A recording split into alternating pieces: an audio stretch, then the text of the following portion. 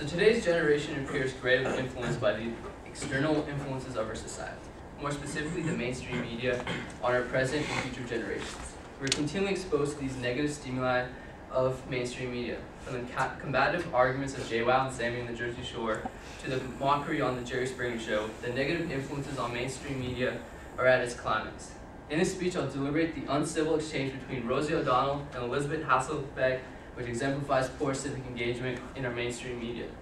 First, I'll go over the general settings of this debate.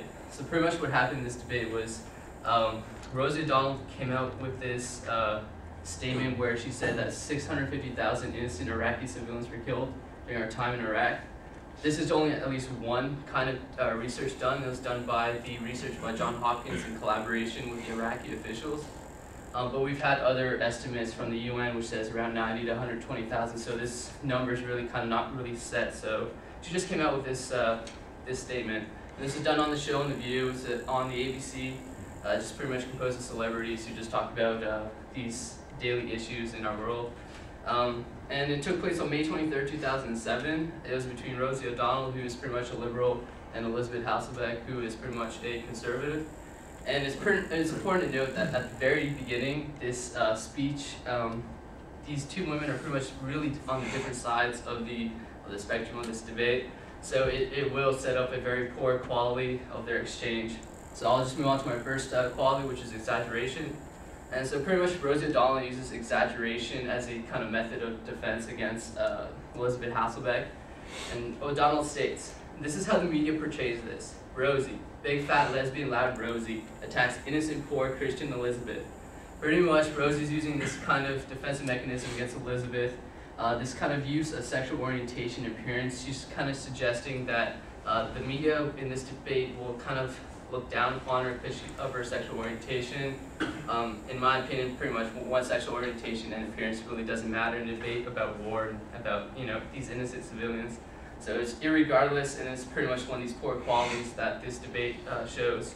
The second quality is charge terms, and here Hasselbeck states that O'Donnell views our troops as terrorists. As we know, terrorist is a very charged term nowadays in our society after 9/11. So this pretty much promotes an immediate reaction from O'Donnell. O'Donnell, she states during the debate that she is a strong supporter of our troops. She's just stating this fact and just trying to get kind of an open discussion on what our role in Iraq is really. And Hasselbeck just kind of gets infuriated with this, and then she continually refuses to answer a simple yes or no question. O'Donnell asks Hasselbeck, "Do you really think that I view our troops as terrorists?" And she kind of leans away from this question. She goes to another point of discussion, just having no regards for the question that O'Donnell asked, and pretty much shows kind of no respect for O'Donnell, and she's just trying to get this open air, discussion on what's going on in Iraq. So going on to my third quality is divisiveness and combativeness. O'Donnell and Hasselbeck are clearly on the opposite end of the spectrum in this debate, and kind of why I decided to choose divisiveness and combativeness as one kind of quality, because they're kind of interchanging in this debate. Pretty much, O'Donnell really witnesses no kind of support coming from Hasselbeck, so she tries, she just pretty much gets repulsed by Hasselbeck, so she calls her a coward, and then Hasselbeck in return calls her a coward, and this is pretty much like the tipping point of the debate, where pretty much all out yelling between each other. You can't really understand what's going on. And then O'Donnell responds, because Hasselbeck continually asks O'Donnell, to defend her thoughts. And what O'Donnell responds is, "I defended my thoughts, Elizabeth, but every time I defend my thoughts, it's the same thing. I'm picking on poor little Elizabeth. It's absurd. I'm not going to fight with you anymore. For 3 weeks, you can say all the Republican crap you want."